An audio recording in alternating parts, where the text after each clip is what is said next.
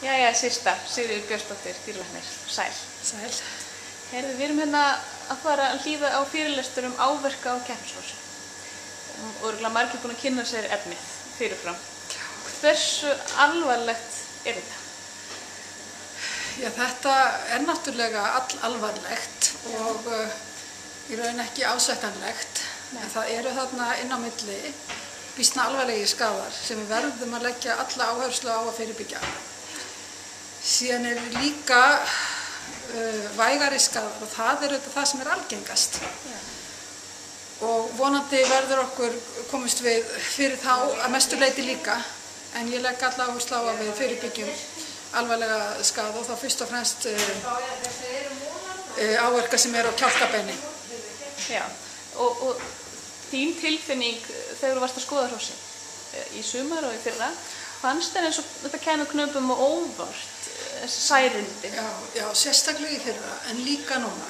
Já. Og þetta tekur aðeins tíma fyrir fólk að átta sig á þessu. Já. Og þetta þó þetta sé stundum bara umtalsverðir áverkar, eins og kjálkabeini, þá þeir ekki alltaf augljósir. Nei.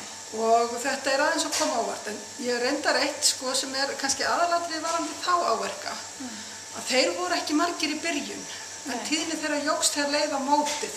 Já. Þannig að þetta að gerast alveg í lokin á mótinu. Og þá langar maður að spyrja eitt sem að fólk hefur, eða keppnisfólk hefur velt svolítið fyrir sig, að það áhrif vallana, af því að nú eru margir að tala um það að þeir þjálfa hestana sína bara á venjulegum vegi sem að fjadrar ekki svona mikið eins og vikurinn, og síðan finnur fólk bara þegar að það kemur í hörðustu keppni og vikurinn kannski fjadrar meira heldur en að þá reynlega endar það þannig að hestarnir koma meira á tauminn og verða bæði kannski ágrip og knabarnir finna allt í einu þeir þurfa að tósa meira í tauminn. Heldur þú að þess sé áhrifavaldið líka? Þetta allt, maður segja, all keppnin og ekki síst úrslitin. Það hafa öll þessi umhverfisáhrif, allir þessir umhverfisþættir hafa einhver áhrif.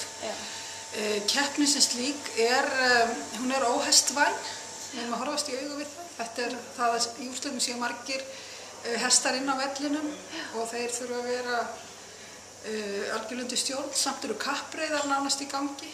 Og hestar ríðandi komandi upp að hver öðrum og annað slíkt. Og þetta bara gríðarlega erfiðar aðstæður. Já. Og hvað hægt að gera?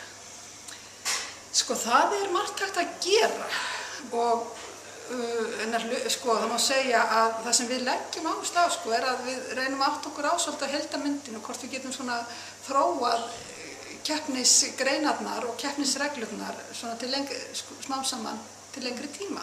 Og ég held að það væri mjög æskilegt. Ég bent á það að kjálkaáverkarnir sem slíkir, það hægt að þeir eru mjög tengdir notkun méla með tungubóga. Og þá búið að taka tunguna sem demparinn inn í munninum úr leik. Og átakið lendir niður á kjálkabeininu og það sem sagt bara bein og svo örþunnur vefur yfir. Hann getur ekki tekið við þessu. Þannig að mér sýnist að ef menn vilja ekki sætta sig ekki við þessa áverka á kjálkabeini þá verður að hætta að ríða við tungubóga. Já, og þá sérstaklega kannski í þessum hörðustu. Sérstaklega þá, en ég vara mig bara við þessu í almennum útreiðum líka.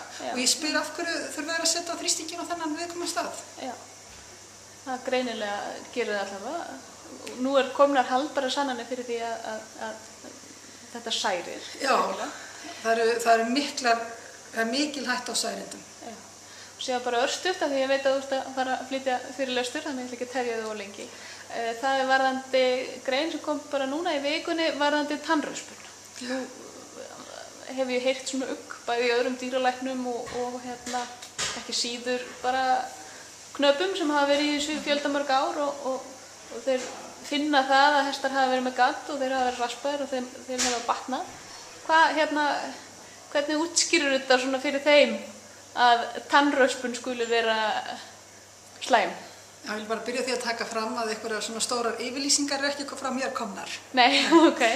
Ég hef hins vegar bent á að það megi gjarnan draga úr tannröspunum og og það ofmetið. Tannraspanir eru ofmetnar Já. sem fyrirbyggjandi atriði. Það eru til vísindagrein sem sýna að þetta lítið gagnlegt. Já. En það kannski ekki síst það að mönnum yfirsést annað sem að tönnunum.